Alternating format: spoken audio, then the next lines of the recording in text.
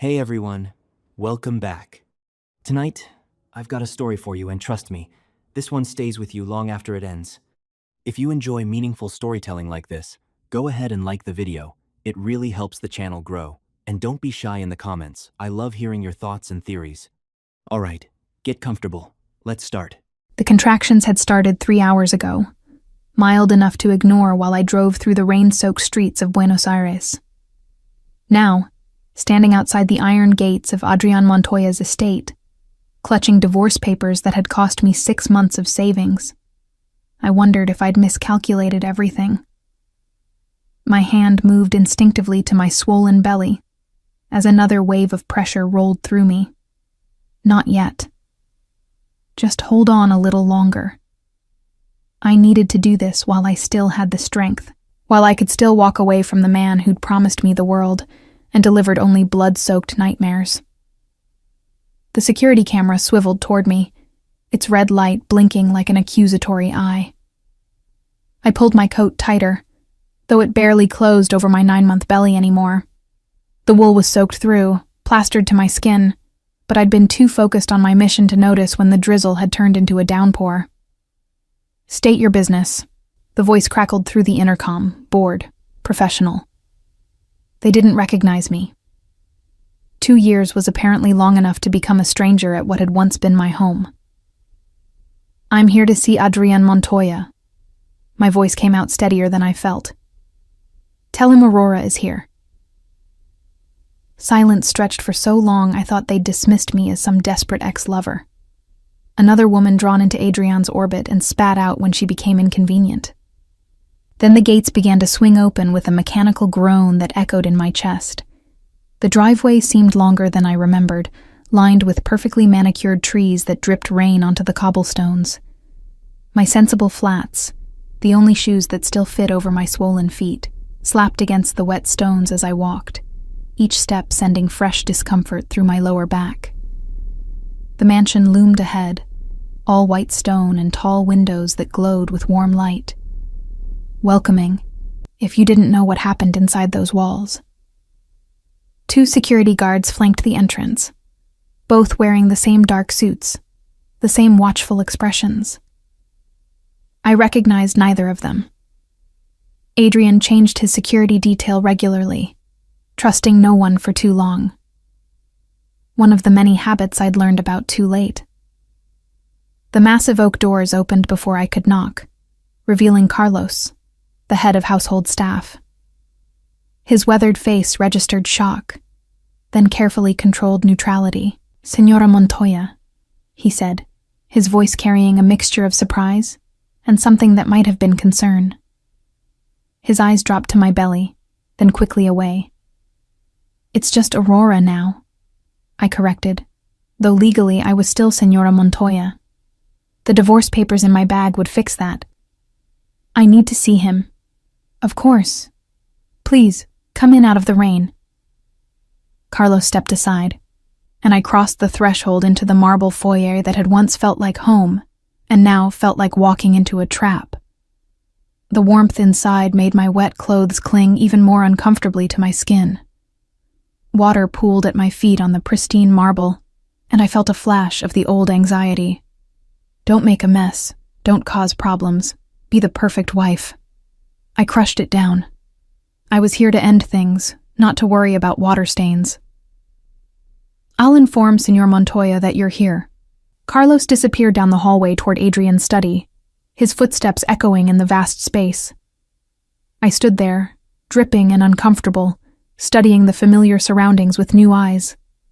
The modern art on the walls that I'd once loved, pieces I'd helped him choose during those early, intoxicating months of our relationship, now seemed cold, sterile. The curved staircase that swept up to the second floor where we'd shared a bedroom, where I'd woken up next to him and believed I knew the man beside me.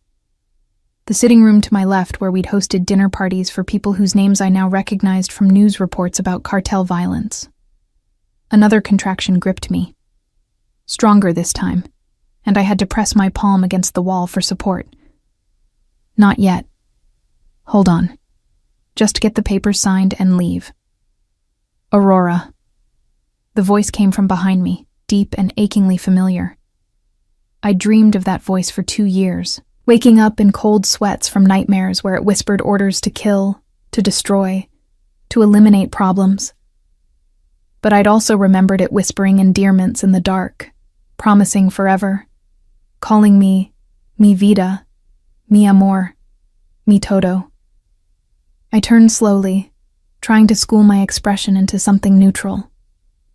Adrian stood at the entrance to the hallway, and my traitorous heart stuttered at the sight of him. He looked exactly the same and entirely different. Still tall, still imposing with those broad shoulders that filled out his black shirt perfectly. His dark hair was longer than he used to wear it, curling slightly at the collar. His face, those sharp cheekbones, that strong jaw covered in dark stubble, those intense brown eyes that had always seen too much, showed new lines around the eyes, deeper grooves beside his mouth.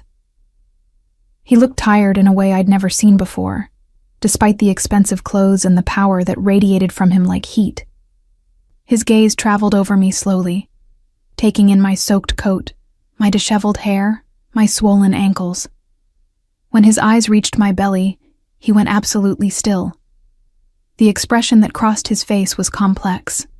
Shock, disbelief, something that might have been pain, and then a flash of that possessive intensity I'd once mistaken for love. "You're pregnant." Not a question. Adrian never asked questions when he already knew the answer. Was pregnant. Am pregnant. Obviously. I heard the edge in my voice and didn't care. "Can we talk in your study? This won't take long." "How long?" His voice had gone dangerously quiet, the tone he used when he was exercising iron control over his emotions. 9 months. I met his eyes steadily. Almost exactly. I watched him do the math, saw the moment he realized the truth. This child was his. Conceived during one of our last nights together before I'd overheard that phone conversation, before I'd understood what kind of man I'd married. "You've been pregnant with my child for 9 months, and you didn't tell me." The words were carefully measured, each one weighted with restrained fury. "We can discuss it in private, or I can leave now." My hand moved protectively to my belly as another contraction built. I breathed through it carefully, not wanting him to see my discomfort. For a moment, I thought he might refuse, might demand answers right here in the foyer. Then he nodded once, sharply, and gestured toward the study. "After you." Walking past him required me to get close enough to smell the cologne I remembered, close enough to feel the heat radiating from his body, close enough to see the vein pulsing in his temple. That meant his control was more fragile than he was showing. I kept my eyes forward and walked as steadily as I could manage. The study was exactly as I remembered it. Dark wood paneling, floor-to-ceiling bookshelves filled with volumes in Spanish, English, and Italian. The massive desk where he conducted business, both legitimate and otherwise. The leather chairs that probably cost more than most people made in a month. The windows overlooking the gardens I'd once loved to walk in. Adrian closed the door behind us with a soft click that somehow sounded more threatening than a slam. He didn't move to his desk, but stood with his back to the door, blocking the only exit. "Explain." One word, but it carried the weight of 2 years of silence, of questions unanswered, of a wife who'd vanished in the middle of the night. I pulled the envelope from my bag, my hands trembling slightly. "I'm here to finalize our divorce. I've had these papers drawn up. All you need to do is sign them, and we can both move on with our lives." Divorce. He said the word like it was foreign to him. "You think you can walk back into my life after 2 years, pregnant with my child, and hand me divorce papers? I think I can walk in, get your signature, and walk out. What happens after that is not my concern." The lie tasted bitter. Everything about him would always be my concern, especially now that we shared a child. "Where have you been, Aurora?" He moved toward me with that fluid grace I remembered, predatory and mesmerizing. Do you have any idea what the last 2 years have been like? Do you know how many resources I've dedicated to finding you? I was careful. I'd been more than careful. I'd used cash for everything, stayed with a cousin in Cordoba who had no connection to Buenos Aires, worked under my maiden name at a cafe where no one asked questions. I'd built an entire life in hiding, and I'd been good at it. Not careful enough. I knew you were in Cordoba within 6 months. His words sent ice through my veins. I knew where you worked, where you lived, that you'd started using Montenegro again instead of Montoya. Then why didn't you come for me? The question escaped before I could stop it. Something flickered in his eyes. Because you ran for a reason. Because despite everything I am, everything I've done, I wanted you to come back to me by choice. Not because I dragged you back. Another contraction, stronger this time, made me sway slightly. I gripped the back of the nearest chair, breathing through the pressure that wrapped around my belly like a vice. Adrian was beside me instantly, his hand on my elbow. When is the baby due? 2 weeks.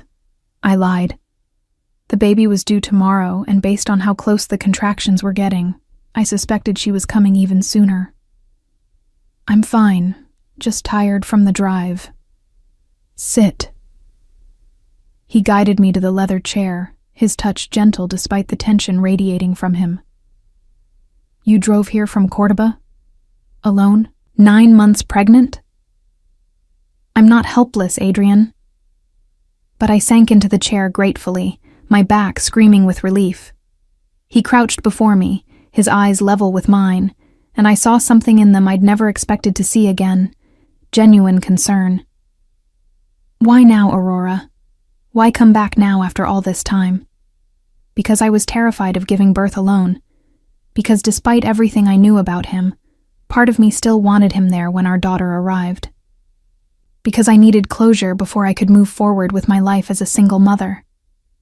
But I couldn't say any of that. Instead, I pulled out the divorce papers with shaking hands. Sign these and you'll never have to see me again. And the child? His gaze dropped to my belly. My child. You think I'll just let you walk away with my son or daughter? You don't have a choice. I always have choices, mi vida. The endearment hit me like a physical blow, and one of those choices is refusing to sign any papers until we discuss this properly. The contraction that hit then was impossible to hide. I gasped, my hand flying to my belly as pain radiated through my lower back and around my abdomen. Too strong, too soon, too intense. Aurora? Adrian's voice sharpened with alarm. What's wrong? Nothing, just... Another wave cut off my words. This wasn't Braxton Hicks. This was real labor, and it was progressing faster than it should. You're in labor. Not a question. He stood abruptly. Carlos, get Dr. Reyes here now. I don't need... But my protest was cut off as my water broke, soaking through my clothes and onto the expensive leather chair. Adrian's eyes widened fractionally, the first time I'd seen him look truly rattled. Don't move. The doctor will be here soon. I can't give birth here. Panic edged into my voice. This wasn't the plan. I was supposed to hand him the papers and leave, to drive to the hospital in Cordoba, where I'd arranged everything, where no one knew about Adrian Montoya or the empire he controlled. You're not going anywhere. His voice had gone hard again, absolute. You're going to stay here, and you're going to have our baby, and then we're going to have a very long conversation about the last 2 years. I wanted to argue, to insist, to maintain the control I'd fought so hard to build.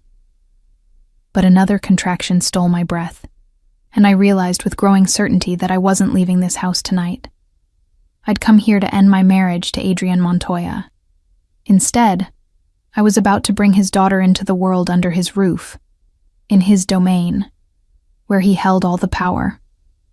The irony would have been funny if I wasn't so terrified. The contractions came in relentless waves now, each one stronger than the last. I'd lost track of time. Minutes, hours, they all blurred together into a continuous cycle of pain and brief respites where I could catch my breath. Adrian had carried me upstairs to one of the guest bedrooms, refusing to let me walk, even though I'd insisted I could manage. The room had been transformed in what felt like moments. Medical equipment I didn't recognize lined one wall, brought in by efficient staff members who appeared and disappeared like ghosts. Fresh linens in soft blues and whites covered the bed where I now lay, dressed in a silk nightgown that someone, Maria, the housekeeper, had helped me into after my soaked clothes had been discarded. Dr. Reyes should be here any moment, Adrian said for the third time, pacing near the windows like a caged panther. He'd changed into a fresh black shirt, sleeves rolled up to his elbows, revealing forearms I remembered too well.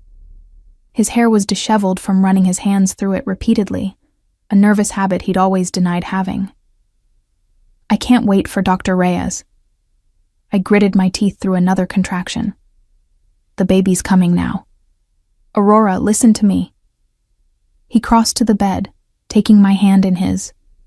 His palm was warm, calloused in places I remembered, and I hated how much comfort I took from his touch.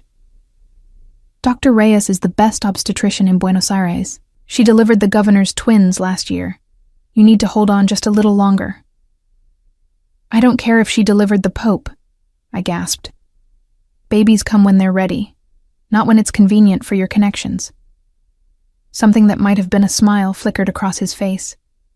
There's the Aurora I remember, fighting me even when you're terrified. I'm not terrified. Another lie. I was beyond terrified. I'd planned every detail of this birth. The hospital in Cordoba with the midwife who'd guided me through my pregnancy, the birthing plan I'd written and rewritten, the safety of distance from Adrian and everything he represented. Instead, I was in his home, surrounded by his people, completely at his mercy. Your pulse says otherwise. His thumb found my wrist, pressing against the racing beat. Your tells haven't changed, mi vida. You still bite your lower lip when you're scared, still curl your left hand into a fist when you're trying not to cry. Don't call me that. I tried to pull my hand away, but another contraction made me grip his fingers so hard I felt his bones shift. Don't use those names. You lost that right when I left. Did I? His voice dropped lower, intimate despite the clinical setting. Or did you run before I could explain? Before you could understand the context of what you heard? I understood perfectly.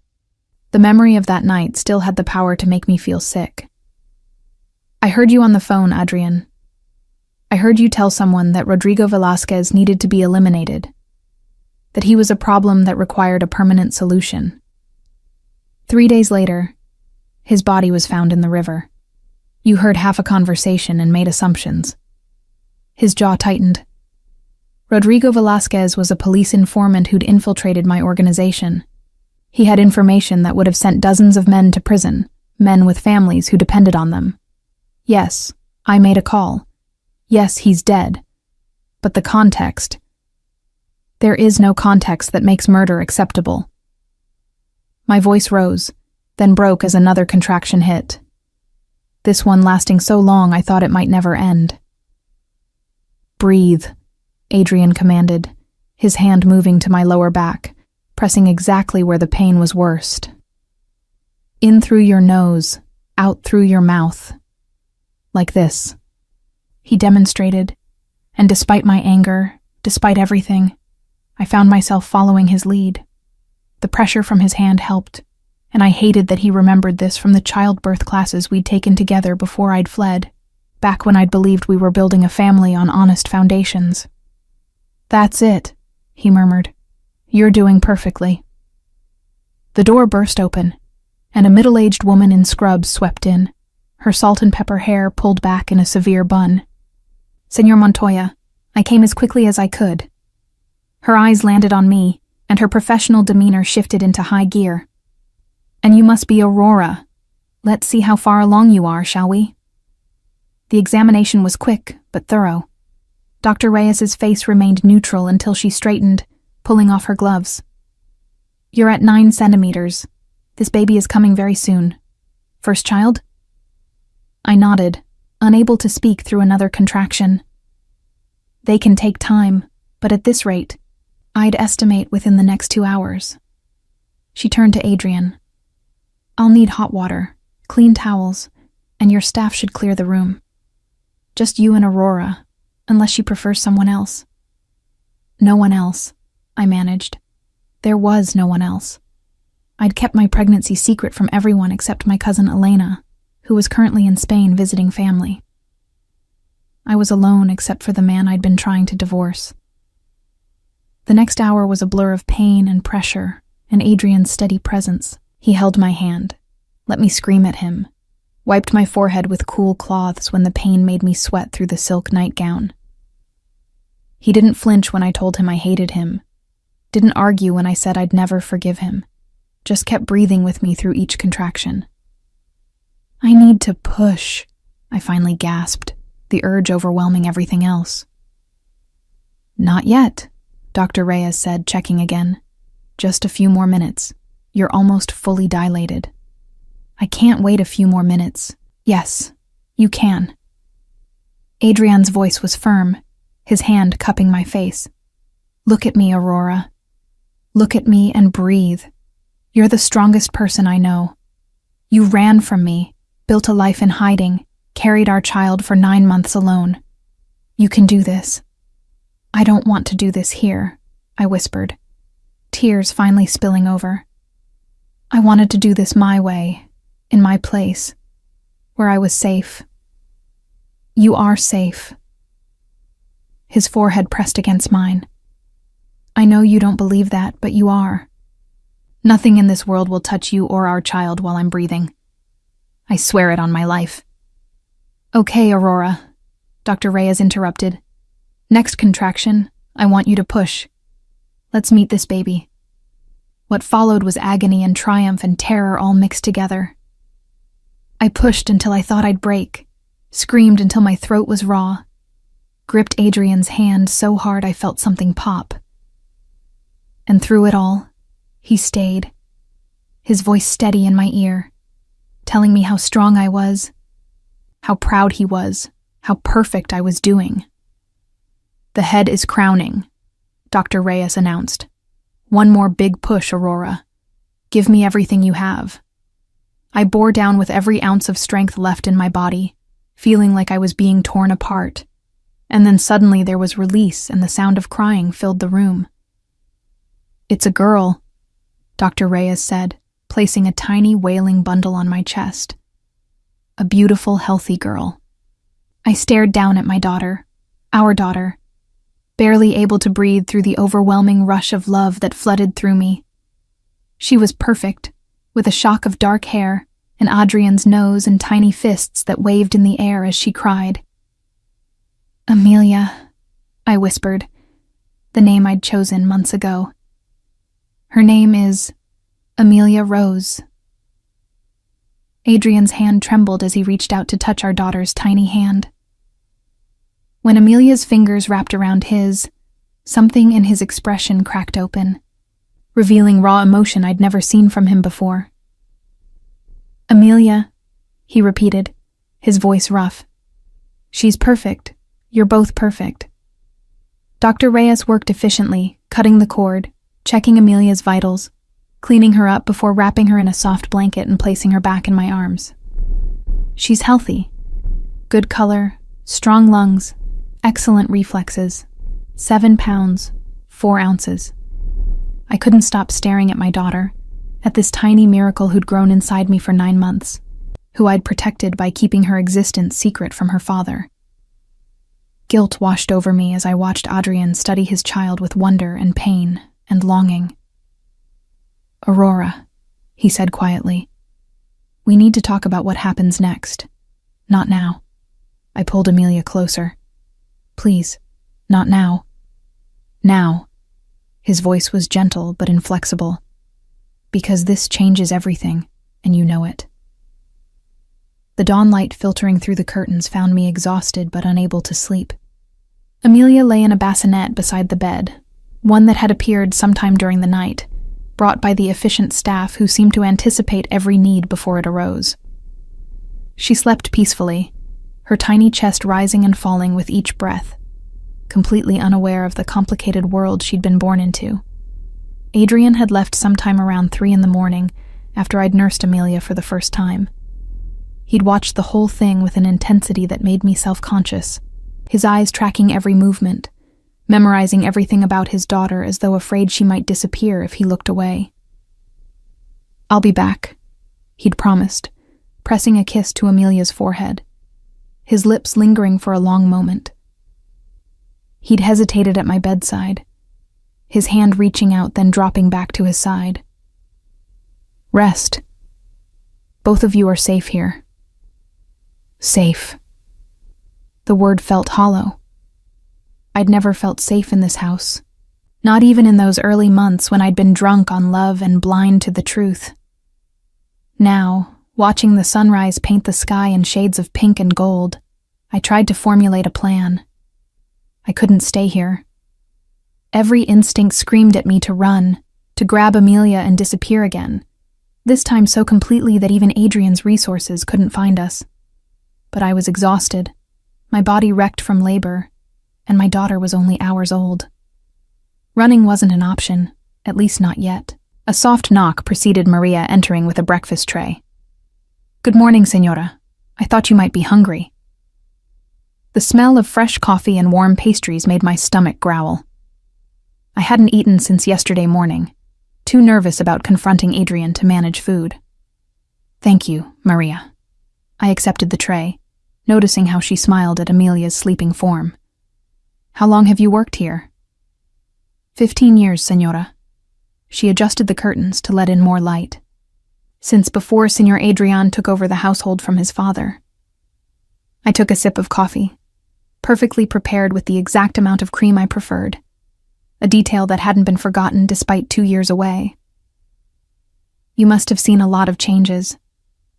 Some things change, some stay the same." Her gaze was knowing. "Señor Adrian, he's been different since you left. Darker somehow, like a light went out." "Maria?" "I'm not saying you were wrong to leave, Señora." She folded her hands. "Whatever your reasons, they were yours. But that man, he loves you. In his own complicated way, he loves you with everything he has. Love doesn't excuse what he does." My voice was barely above a whisper. "The violence, the illegal operations, the protection he provides to hundreds of families," Maria interrupted gently. "The schools he funds in neighborhoods the government has forgotten. The medical clinics he keeps open when they would otherwise close. The wives and children he makes sure are cared for when their husbands are arrested or killed." I stared at her. "You're defending him? I'm giving you the whole picture." She moved toward the door. "Señor Adrian is many things. Some of them are dark and dangerous, but some of them are also honorable in ways the world doesn't see. It's complicated, Señora. Life is always more complicated than we want it to be." After she left, I picked at the food, my mind churning. I'd never thought about the other side of Adrian's empire. The legitimate businesses, the community support, the families who depended on him. I'd focused only on the violence, the deaths, the corruption. But did the good erase the bad? Could it? Amelia stirred, making small mewling sounds that I was already learning meant she was getting hungry. I lifted her carefully, still amazed by how tiny she was, how fragile, how completely dependent on me for everything. As I nursed her, memories flooded back. The first time I'd met Adrian at a charity gala, how he'd charmed me with intelligence and humor. The whirlwind courtship, flowers arriving daily, thoughtful gifts that showed he paid attention to my interests. The proposal on a beach in Montevideo as the sun set, his voice rough with emotion, as he promised to spend his life making me happy. The wedding had been beautiful, intimate, just close family and friends at a historic estancia outside Buenos Aires. He'd cried when I walked down the aisle, not bothering to hide his tears, and I'd fallen even more deeply in love with this powerful man who showed me his vulnerable side. Those first months of marriage had been blissful. He'd been attentive, passionate, thoughtful. He'd encouraged my photography hobby, converted a room into a dark room for me, showed genuine interest in my work. We'd talked for hours about everything. Books, politics, philosophy, dreams for our future. When had it started to change? When had I begun noticing the phone calls he wouldn't take in my presence, the meetings that happened late at night, the men who visited with hard eyes and harder expressions? I'd been willfully blind for so long, telling myself that his import-export business was legitimate, that the luxury we enjoyed came from honest work. Even when doubt crept in, I'd pushed it away, not wanting to examine too closely the foundation our life was built on. Until that night. Until I'd heard him on the phone, his voice cold and clinical as he ordered a man's death. The door opened again, and this time it was Adrian who entered. He'd showered and changed into fresh clothes, dark jeans and a black Henley that emphasized his broad shoulders. He looked tired, dark circles under his eyes, but his gaze went immediately to Amelia at my breast, something tender transforming his usually hard expression. "I should have knocked," he said quietly. "It's your house." I adjusted the blanket over Amelia, maintaining some modesty despite the intimacy we'd once shared. "It's your home, too." He moved closer but kept a respectful distance. "Or it could be, if you'd let it be." "Adrian, let me finish." He sat in the chair near the window, the morning light painting him in gold. "I know why you left. I know what you heard that night, what you think you understand about who I am and what I do. I don't think I understand. I do understand." I kept my voice low, not wanting to disturb Amelia.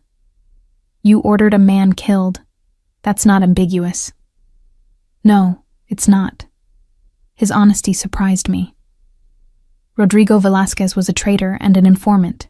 He was working with the federal police to bring down my organization. If he'd succeeded, 23 men would have gone to prison, leaving behind wives and children with no support, no protection. So yes, I made a call. And yes, he's dead.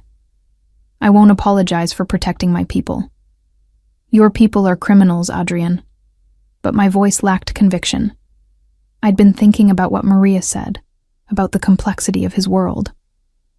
Some of them, yes.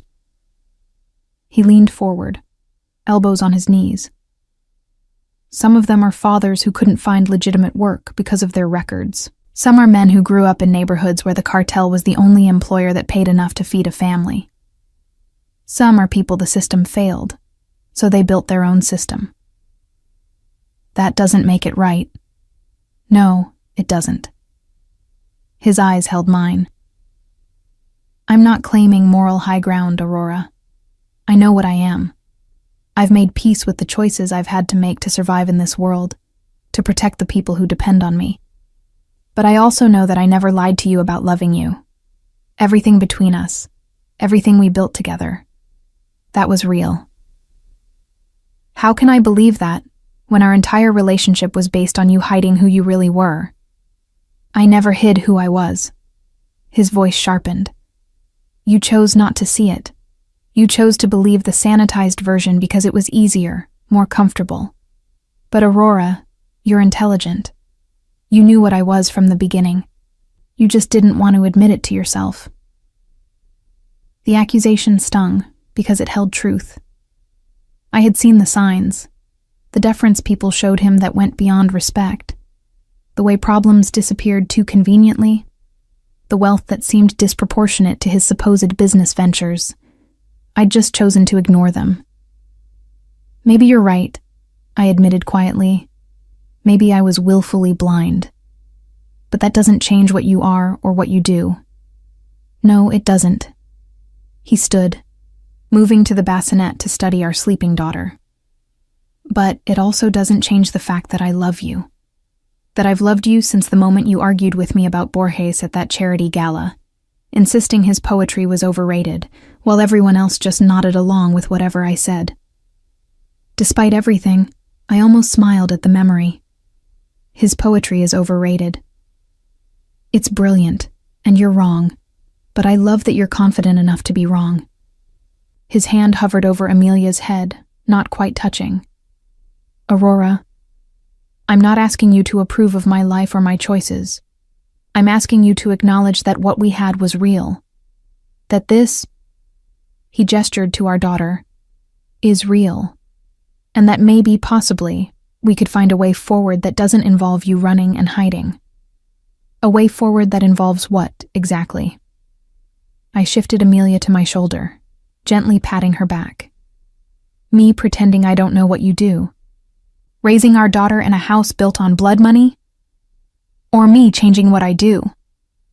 The words hung in the air between us, shocking in their implication. You can't just walk away from the cartel, Adrian. That's not how it works. I can do anything I decide to do. His voice carried absolute certainty. But I need a reason compelling enough to make the cost worth it. And Amelia isn't reason enough. Amelia is reason enough to consider it. You, both of you together, are reason enough to actually do it. He moved closer, his hand finally reaching out to touch Amelia's tiny back. I've spent the last 2 years building an exit strategy. Legitimate businesses, clean money, connections outside the cartel. I could walk away if I chose to. Then why haven't you? Because I had no reason to leave the only life I've ever known. His eyes met mine. Until now, 3 days passed in a strange domesticity that felt both foreign and achingly familiar. I remained in the guest bedroom with Amelia, recovering from the birth, while Adrian orbited around us like a planet drawn to its sun. He brought meals, sat quietly while I nursed, changed diapers with surprising competence when I was too exhausted to move. My nephew, he explained when I questioned his skill with newborns. My sister Isabella had twins 2 years ago. I was there helping for the first month. I hadn't known he had a sister. Another reminder of how much I didn't know about the man I'd married. Dr. Reyes visited daily, pronouncing both Amelia and me healthy. You're healing well, she said on the 3rd day, packing her medical bag. But you should stay here at least another week before traveling. Your body needs time to recover. After she left, I stared out the window at the gardens below, watching rain drizzle across the perfectly manicured lawns. Another week, another 7 days in this house with Adrian, with our daughter creating bonds that would make leaving even harder. You're planning your escape. Adrian's voice came from the doorway. He'd started doing that, appearing silently, watching me with those intense eyes that saw too much. I'm thinking about logistics. I didn't turn around. I can't stay here indefinitely, Adrian. This isn't my home anymore. It could be. He entered the room, moving to stand beside me at the window. I meant what I said about changing my life. I've already started the process. In 3 days? I've been working on this for months. His reflection in the glass showed a man carrying exhaustion like a physical weight. Since I found out where you were in Cordoba, I told myself if I could build something clean, something legitimate, maybe you'd come home. My heart twisted at the vulnerability in his voice. You can't just erase 2 years of running a cartel, Adrian. It doesn't work that way. I'm not erasing anything. I'm transitioning power to my second-in-command, Miguel. He's been ready to lead for years. My legitimate businesses, the import company, the real estate holdings, the restaurants, they're all profitable on their own. I don't need the cartel money anymore. I finally turned to face him. And the people who depend on you? The families Maria told me about? I'm setting up a foundation, fully funded, completely legal, to provide education grants, medical assistance, job training, everything the cartel provided, but through legitimate channels. He reached out, his fingers barely brushing my arm. I've thought of everything, Aurora, every detail, because I can't lose you again. You make it sound so simple. It's not simple. It's the hardest thing I've ever done. His hand fell away. But you and Amelia are worth it. Worth more than power, more than money, more than the respect that comes from fear instead of love. Before I could respond, my phone buzzed on the nightstand. I'd retrieved it from my car the day after Amelia's birth, needing to contact my cousin Elena and let her know about the baby. The screen showed an unknown number. Don't answer it, Adrian said sharply, his body language shifting instantly to alert. It might be Elena. She said she'd call when she got back from Spain. But uncertainty made me hesitate. The phone stopped ringing, then immediately started again. Same unknown number. Adrian crossed the room in 3 strides, taking the phone before I could react. He answered, his voice cold and controlled. Who is this? I watched his expression change from suspicion to fury so intense it made the air in the room feel dangerous. He switched to Russian, his fluency in the language surprising me, his tone cutting and precise. After a minute of rapid conversation, he ended the call and immediately made another, this time speaking rapid Spanish to someone named Carlos. Lock down the estate. No one in or out without my direct approval. Activate all security protocols. Now. Adrian, what's happening? Fear spiked through me as I moved instinctively toward Amelia's bassinet. He was already there, gathering our daughter with careful but urgent movements. We need to move you both to the secure room, now. Tell me what's going on. That was Viktor Sokolov. The name meant nothing to me, but the way Adrian said it, with barely controlled rage, told me everything I needed to know. He's a rival, Russian mob, trying to expand into South America, and he knows about Amelia. The world tilted. How could he possibly? Someone talked.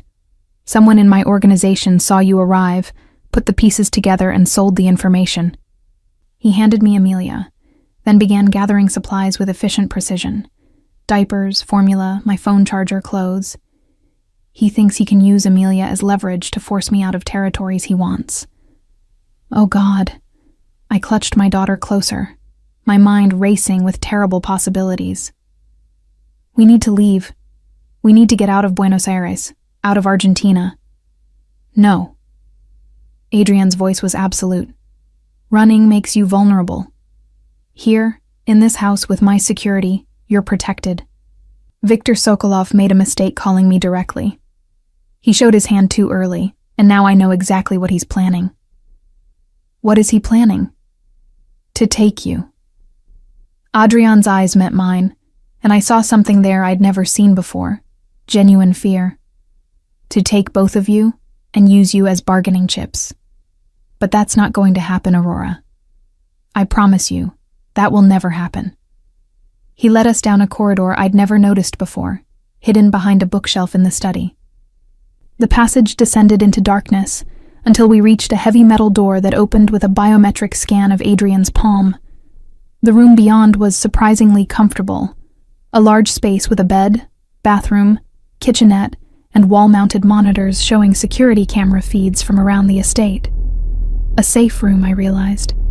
A bunker designed for exactly this kind of threat. You'll stay here until I've dealt with Sokolov.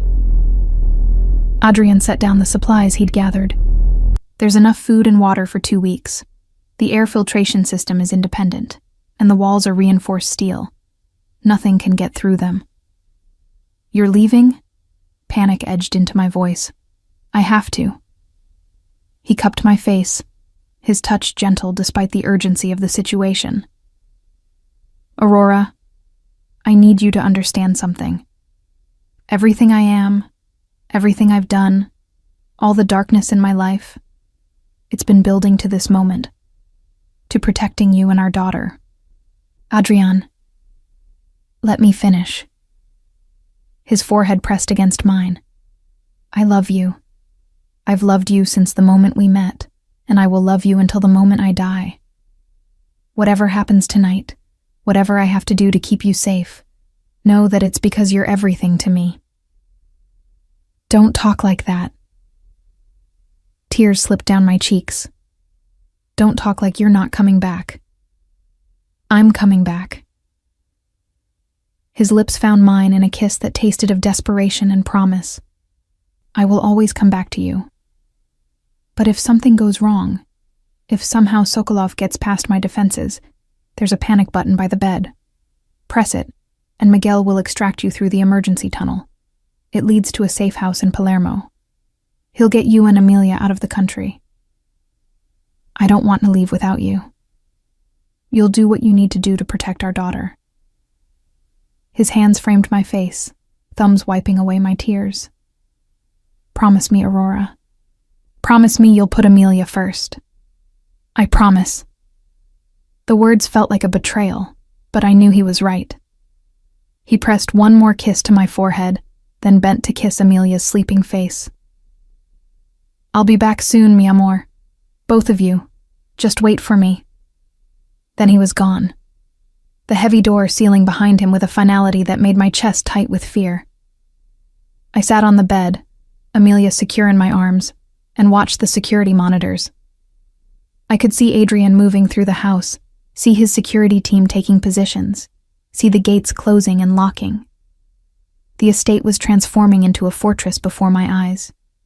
And somewhere out there, a man I'd never met was planning to take my daughter. I held Amelia closer, breathing in her sweet baby scent, and prayed to a God I wasn't sure I believed in anymore. Prayed that Adrian would come back to us. Prayed that we'd all survive this night. Because despite everything, despite the violence and the lies and the 2 years of running, I realized with startling clarity that I still loved him. I'd never stopped loving him.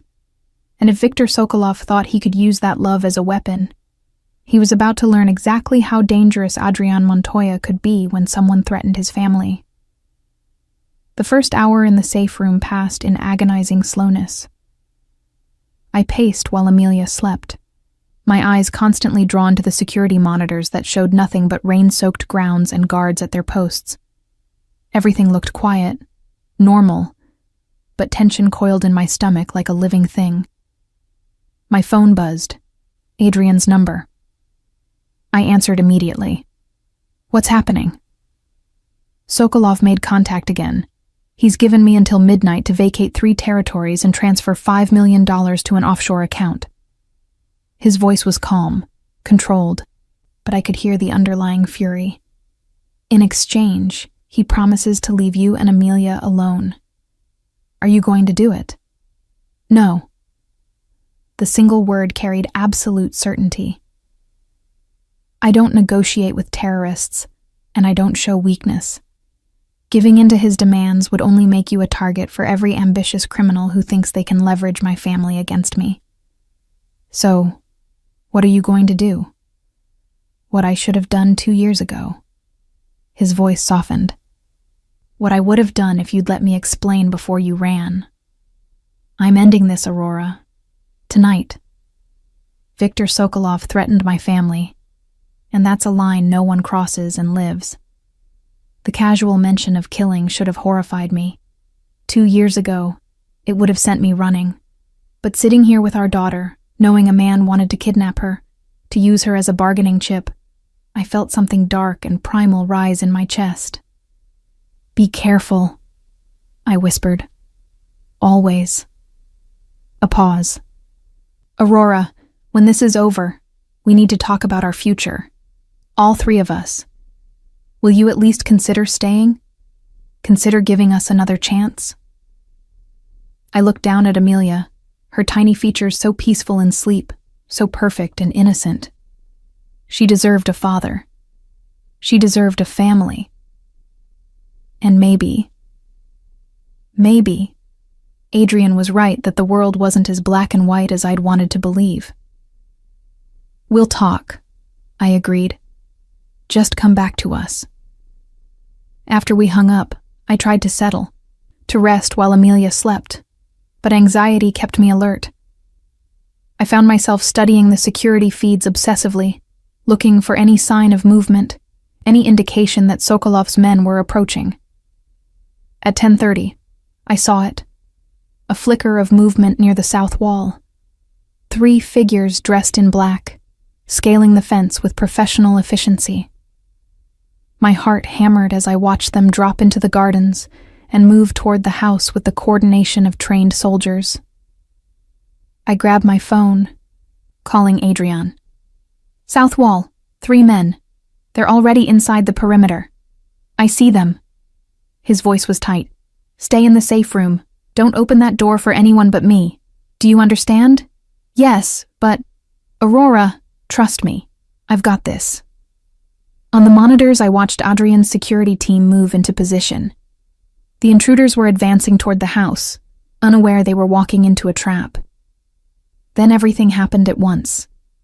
Lights blazed across the grounds, illuminating the 3 men like actors on a stage.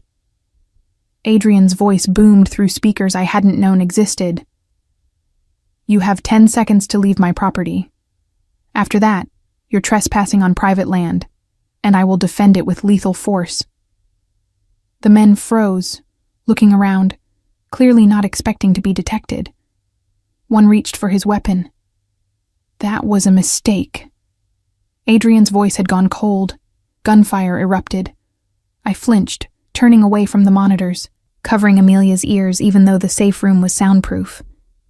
When I forced myself to look back, all 3 men were down, Adrian's security team approaching cautiously to secure the area.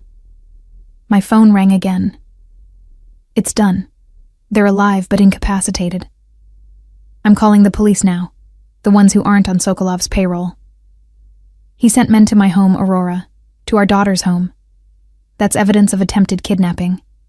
The federal police will be very interested in Viktor Sokolov after tonight. I sank onto the bed, legs shaking.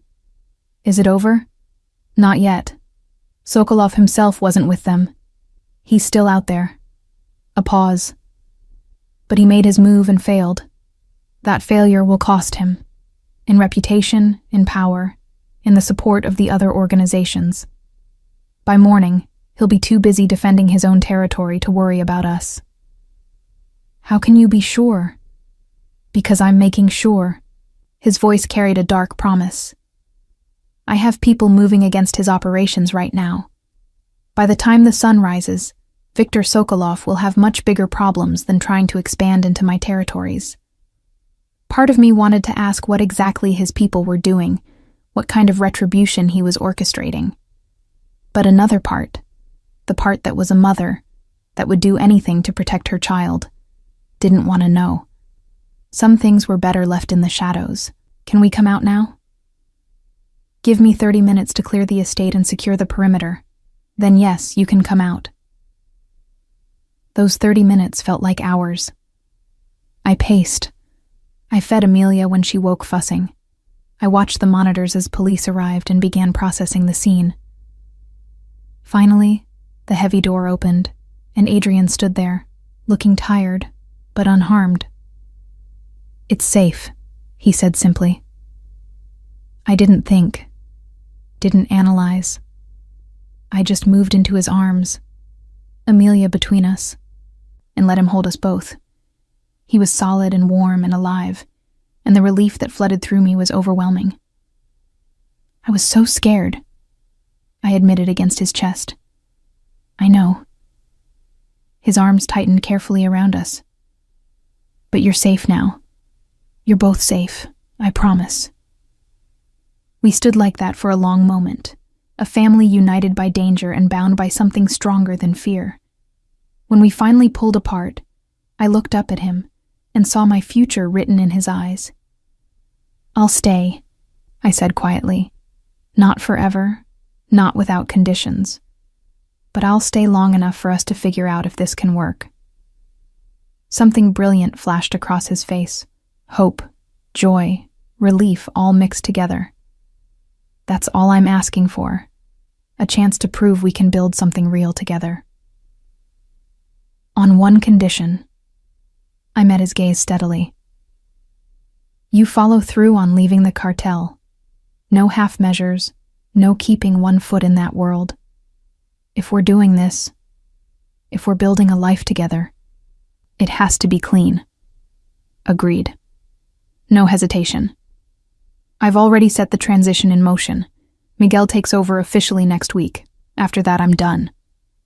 And if Sokolov comes back, if there are other threats, then I deal with them the way any businessman deals with threats, through legal channels, through leverage, through being smarter and more prepared. His hand cupped my cheek. I won't lie and say the danger disappears completely. My past will always be my past, but I can minimize the risks, build walls between our family and that world. I believed him. Maybe I was being naive again. Maybe I was seeing what I wanted to see. But holding our daughter, standing in the home we'd once shared, I chose to believe that people could change, that love could be stronger than fear, that we could build something good from these broken pieces. Okay, I whispered. Let's try. His kiss was gentle, reverent, full of promise. And for the first time in 2 years, I felt something that had been missing since the night I fled. Hope. The transition happened faster than I expected.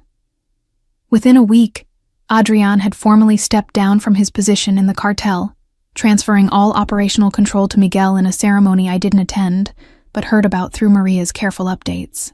The families accepted his decision, she told me over coffee in the sunroom, while Amelia dozed in my arms. Senor Miguel has been groomed for this role for years, and Senor Adrian's foundation has already started operating. Education grants approved, medical assistance distributed.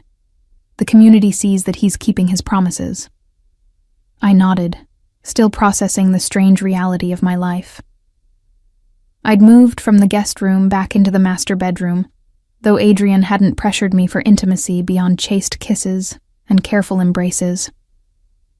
We were rebuilding trust slowly, learning each other again. The divorce papers sat unsigned in a drawer.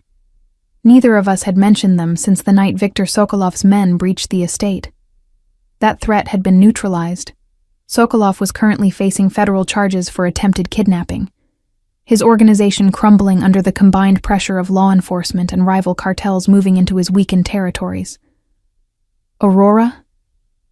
Adrian's voice pulled me from my thoughts. He stood in the doorway of the sunroom, dressed casually in jeans and a white linen shirt, looking more relaxed than I'd seen him in years. Do you have a minute? Of course. I shifted Amelia to my shoulder, patting her back gently. He sat across from me, a leather folder in his hands. I wanted to show you something. Plans I've been working on. The folder contained architectural drawings, a sprawling estate in the countryside, surrounded by rolling hills and distant mountains. The house was beautiful, designed in traditional Argentine style with modern touches. Large windows, open spaces, a nursery that made my breath catch. Where is this? Near Mendoza, wine country. He pointed to details on the plans. 3 hours from Buenos Aires, but it might as well be another world. Quiet, peaceful, safe.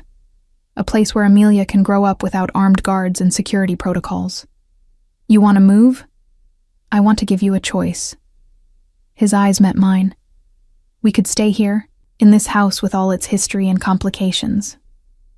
Or we could start fresh somewhere new. Build a life that's completely ours. Separate from everything I used to be. I studied the drawings, imagining Amelia taking her first steps in those sun-filled rooms, learning to ride horses in the stables marked on the property map, growing up surrounded by vineyards and mountains instead of walls and guards. What about your businesses, your responsibilities in Buenos Aires? The legitimate companies run themselves with good managers. I'd need to come into the city occasionally for board meetings, but otherwise I can work remotely. He leaned forward. Aurora, I meant what I said about changing my life. This is part of that change. creating space between who I was and who I want to become. Who do you want to become? A good father. His gaze dropped to Amelia. A good husband, if you'll let me be. A man who builds things instead of destroying them, who creates instead of takes, who protects through love instead of through fear. Tears pricked my eyes. That's a lot to promise. I know, and I know I'll stumble, that old habits and instincts will resurface, but I'm committed to trying, Aurora. For you, for Amelia, for the future we could have together. I reached across the space between us, taking his hand. Then let's do it. Let's move to Mendoza and start over. The smile that transformed his face was brilliant, unguarded in a way I'd rarely seen.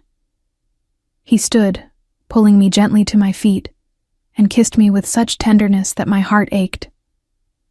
I love you, he murmured against my lips.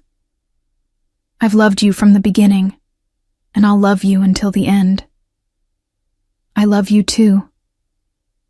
The words came easier than I expected, truth settling into my bones. Despite everything, despite the fear and the running, and all the reasons I should hate you, I love you. 3 months later, we stood in the master bedroom of our new home, watching the sunset paint the Andes in shades of gold and pink. Amelia was in her nursery down the hall, sleeping peacefully under the watchful eye of a monitor, our only concession to security in this new life. The move had been smooth, the transition surprisingly easy. Adrian's businesses in Buenos Aires thrived under his remote management. The foundation he'd established was making real differences in communities that had been abandoned by traditional support systems. And here, in the quiet of wine country, we were building something I'd never thought possible. A normal life. She's perfect, Adrian said, coming to stand behind me, his arms wrapping around my waist. We'd resumed our physical relationship slowly, carefully, rebuilding intimacy alongside trust. Just like her mother. She has your stubbornness. I leaned back against his chest. She fought the bottle for 20 minutes this morning before finally accepting it. That's your stubbornness, he countered, his lips finding the sensitive spot below my ear. She gets that from the woman who ran from me for 2 years and still wouldn't give up, even when I found her. I had good reasons to run. You did. His arms tightened slightly. And I had good reasons to change. Thank you for giving me the chance to prove I could. I turned in his arms, looking up at the man I'd married, left, and somehow found my way back to. He looked different here. Lighter, younger. The constant tension that used to radiate from him softened into something closer to peace. Do you miss it? I asked. The power, the control, the life you left behind? He considered the question seriously. Sometimes I miss the certainty of it. Knowing exactly where I stood, what needed to be done, how to solve any problem. But then I look at you, at Amelia, at the life we're building here, and I realize what I had before wasn't power. It was chains. This. He gestured to the room, the house, the life we were creating. This is freedom. Freedom. I tested the word, finding it fit. Yes, that's exactly what this is. His kiss was slow and deep, full of promise and heat that had nothing to do with danger and everything to do with love. When we finally broke apart, both breathing harder, he rested his forehead against mine. Marry me again, he said softly. Not because we're already married, but because you choose it. Choose me. Choose this life. Choose to build a future together without the shadow of the past hanging over us. Yes. No hesitation, no doubt. Yes, I'll marry you. Again and always. The wedding was small. Just us, Amelia, a priest from the local parish, and a handful of close friends. We exchanged vows in the garden of our new home, with mountains as our witness and our daughter sleeping peacefully in my arms. I, Adrian Montoya, promise to love you, Aurora, with everything I am and everything I'm becoming. I promise to be worthy of the trust you're giving me, to protect our family without becoming the monster I once was, to build a life of light instead of darkness. I, Aurora Montenegro, promise to love you, Adrian, through change and growth and all the complications of building a life together. I promise to trust in the man you're becoming while acknowledging the man you were, to stand beside you as your partner and equal. When the priest pronounced us husband and wife, again, and Adrian kissed me, I tasted salt from both our tears. This was right. This was real. This was the future we'd both been searching for without knowing it.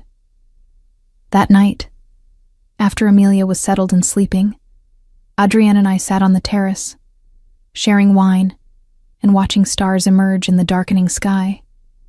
I got the final report today, he said quietly. Viktor Sokolov was sentenced to 20 years. His organization is completely dissolved.